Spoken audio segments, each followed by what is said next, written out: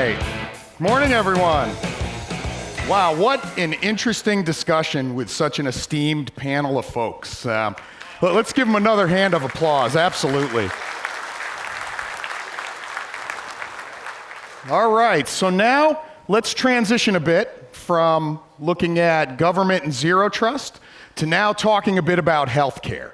So I'm excited to announce Dr. Aaron Miri, who's able to join us from Baptist Health. He's the Chief Information Digital Officer, and happy to have him. My friend, Aaron Miri.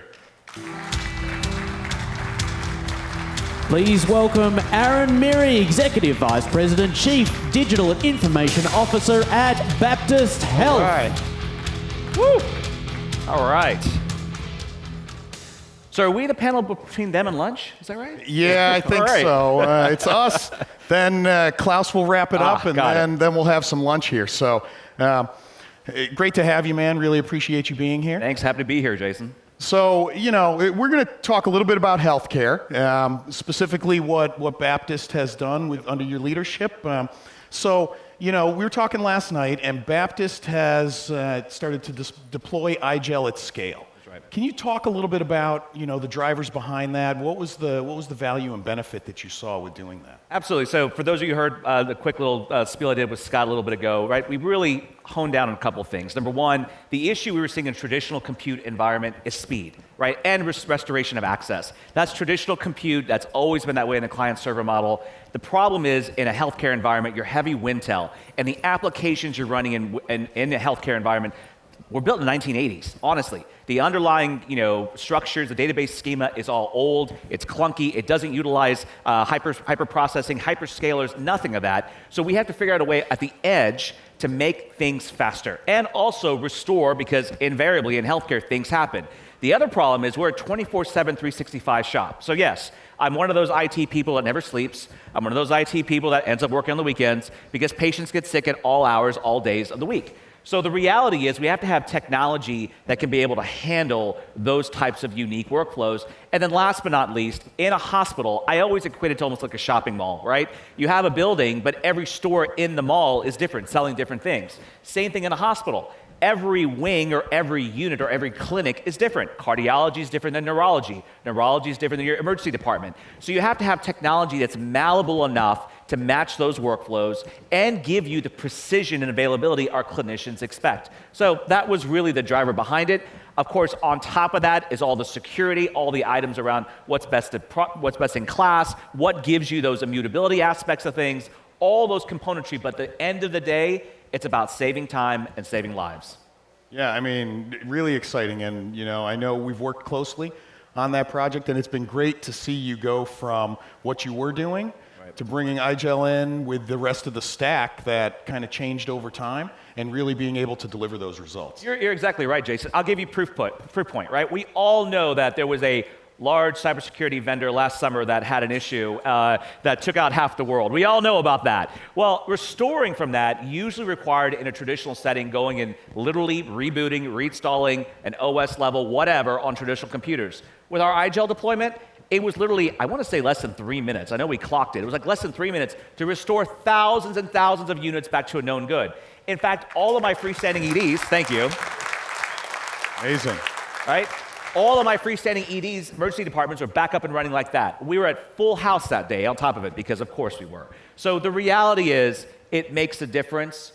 Speed matters. Yeah, and I remember when we talked about that when the incident occurred, and we were in the initial phases of a rollout in all the clinical areas, right, and your team was able to convert those devices in place quickly and get those EDs back up and running. I think they told me that less than an hour after the incident started, they had everything back up and running. That's right. And I think most importantly, they told me you never had to divert a patient. We did not. No, we did not. We did not. Again, I can't explain enough and try to emphasize the importance in healthcare that as you talk to healthcare leaders, CIOs or anybody, especially a physician or a nurse, that you do not lose perspective on the point of time, right? That is important. Trust is everything. Trust is everything in healthcare. In fact, I always tell my teams, healthcare moves at the speed of trust. So the more you can emphasize that in giving me a known good environment and give me that speed and agility, man, we can go to distance.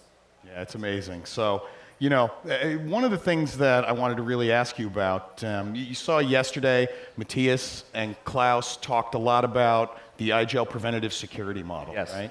And so, you know, I'd love to get your perspective on that model and, you know, where you see the value and what you think about it generally. So I think the preventative security model is fantastic. Here's a couple of reasons why. First of all, it gives me a framework to follow of best practice. Realize in healthcare that we are a regulatory-based industry. As you saw in the last panel, government regulations, regulatory is a mess, and healthcare is no different than that, and we're governed by that. So the reality of having something to follow that's best practice, what to do, based upon principles of zero trust and others, giving you technical components within it that deal with the triad, confidentiality, integrity, availability. That gives me a rubric of what to do and what to follow to have an environment that's essentially immutable. Second thing, it gives me an opportunity to have conversations with regulators as well as my insurance carriers to say, hey, we're doing the right thing. Give us a break on our insurance, cybersecurity insurance policies. Give us a break on our ability to work across with others. And oh, by the way, did you know if you are hit with ransomware or some cyber event, the biggest issue isn't so much the technical restoration, but getting the rest of the world to trust you and say, yeah, we'll connect to you. We will allow you to share claims, or we'll allow you to share information, or we'll let you get your cash from the payers. Those things take often months, and you're losing millions, tens of millions daily. So having something like preventative security model allows me to have that conversation and that vernacular I didn't have before. Yeah, it's amazing. Absolutely. So, you know, following on from that, right, we were able to make some big announcements yesterday, right? And we talked about it last night at dinner with, you know, our new options that we brought to bear for business continuity, Yes. right? Obviously, deploying IGEL natively on the devices makes a lot of sense in certain areas, right? Clinical workflows, patient rooms, these sorts of things. But, you know, we found that wasn't able to fully address all the use cases that I know we've talked about in the past. And so, you know, we brought to bear things like that dual boot that we talked about yesterday, and then, you know, the new IGEL managed hypervisor components that, you know, bring additional capabilities and use cases to bear. You know, what do you think about those kind of two new modes that we're bringing to market? You know, how would you use those? Where do you see the value? Yeah, great question. So first of all, phenomenal products. This is a game changer in my mind, right? As a CIO looking at the industry, been doing this for a hot minute, these are the things we've been missing in the market for a long, long time. Here's why. Did you know the density of devices to patient in a patient room at a minimum is 8-to-1? In some cases, like an ICU, intensive care unit and others, 12-to-1, 15-to-1. Each of those devices in a room are doing different things, but each of them are mission critical. Some of them are governed by the FDA. Some of them are a simple computer and they're able to be restored.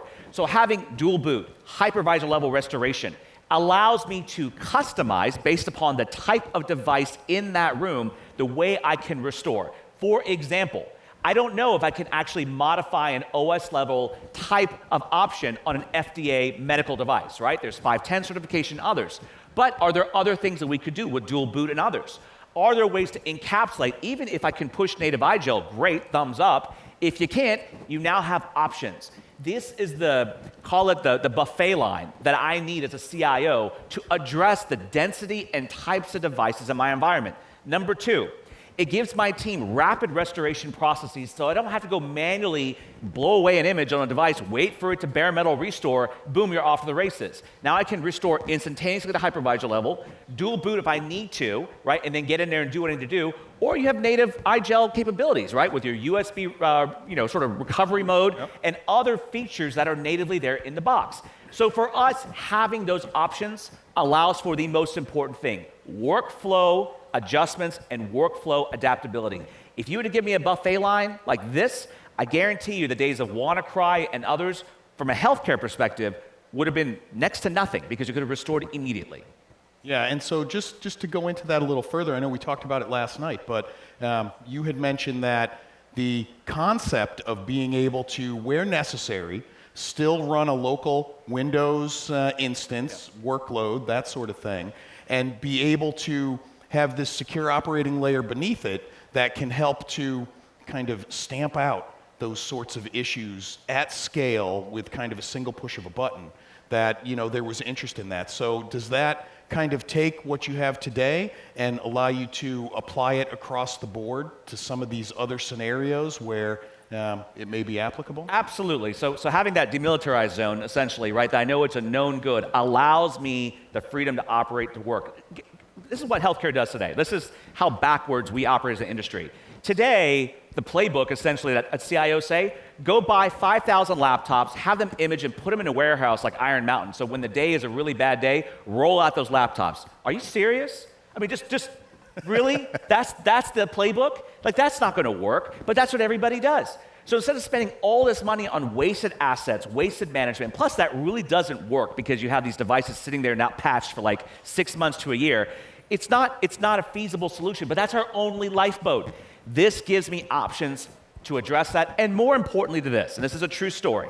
I had a conversation with my board of directors on Monday. They literally looked me in the eyeball and said, Aaron, what all more can we do to protect ourselves from ransomware? Because we keep hearing about it. Do you need more money? Do you need this? I said, no. We need more options in the industry because they're just not available right now. What you have right now isn't cutting it industry-wide. This is what healthcare needs to hear, and more importantly, I firmly believe this is where the industry in whole, and I think all industries, need to head towards.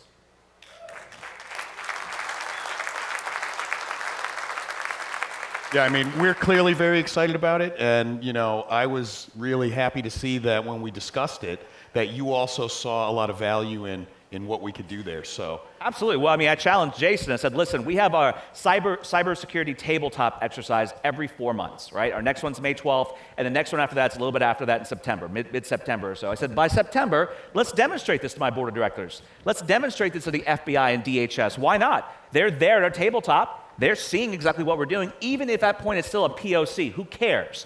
Because this is the mindset we have to be in to say, how do we rapidly restore? Again, healthcare is at the speed of trust. Yeah, you know, I think we're really looking forward to working together and seeing how we can bring that to the broader. I'm excited. But, you know, beyond that, you know, I know we talked last night about, you know, helping people understand how do you really speak the right language? How do you talk to a healthcare CIO to get them really interested and provide a compelling story that, you know, kind of sets that hook, if you will? Like what are the things to think about? What should we focus on? Absolutely. Well, so first of all, you know, give Scott Manchester a lot of credit. He talked about ROI, and that's important, right?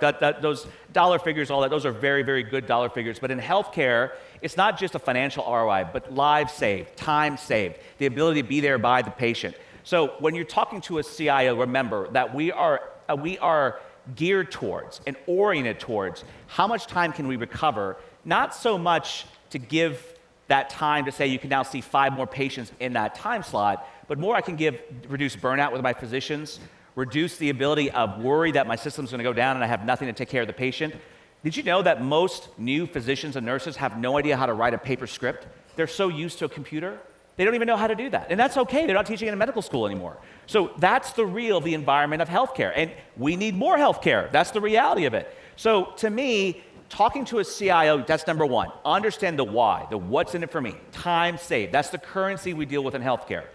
Number 2, realize also what I was saying to you earlier, that there's not one trick pony for all. Healthcare is so nuanced depending where you go into it.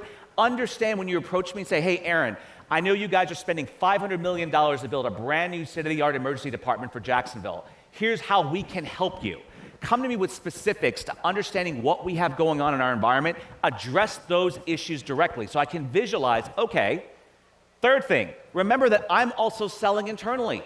I have to sell to my CFO, my chief medical officer, my chief nursing officer, my chief executive officer, my board of directors. Those concepts are very important for me to understand the why for each of the pieces of technology that you put in front of us to say, here's why this benefits you, chief nursing officer. Here's why this benefits you, chief medical officer. And make it about the what's in it for me. At the underlying day, what we do as CIOs is we evangelize good ideas. We work with those constituents, the physicians, the nurses, whoever, to make that technology work. We all know the tech isn't the hard part. The hard part is the workflow and selling the concept and the story. And that's what I like about the security preventative concept, the dual boot, all the hypervisor things. It gives me a story to tell. And then, of course, in this case, compliance and legal will be thrilled. So it's a win-win-win across the board, but talking to CIOs has to be in that context. And remember, at the end of the day, we're all people too, right? And we also want to feel secure and safe in the products. So the reputation of IGEL and of all of you partners out there to come to us and say, we stand behind this, this is our seal of approval, we gold star it, and if anything does happen, we have your back, that it goes a long distance. No, that's amazing. So I think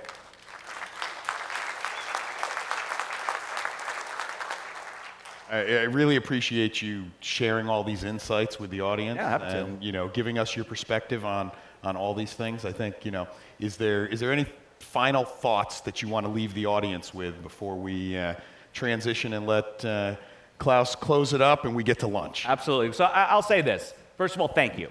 On behalf of healthcare, it is not easy selling into healthcare, working in healthcare, supporting healthcare, dealing with tough CIOs like me who can be kind of a jerk sometimes. No, I'm kidding. But it's important work. And what you do translates to direct patient care. Imagine for a second, you have a neonate baby in an ICU, a NICU, that they are days old, if that, born with some congenital defect, some issue, why they're in the NICU, hooked up to machines, keeping them alive. The systems, the technologies, the computers, the software, the browser, which is a computer, all these things that are now part of our fabric of how we deliver care is actually saving lives. So all I ask is that as you go out and you sell into healthcare, you don't lose sight of that. Yes, it's important that you have a TAM. Yes, it's important that you have all these things you do day to day. But healthcare is about people first. If you keep that perspective, thank you. If you keep that perspective, I promise you, you'll have success in healthcare. Aaron? Thanks so much. We really appreciate you taking the time to be here and sharing all the insights with the audience. So, thanks, man. Thanks, appreciate you, Jason. Always. Thanks, y'all. Always.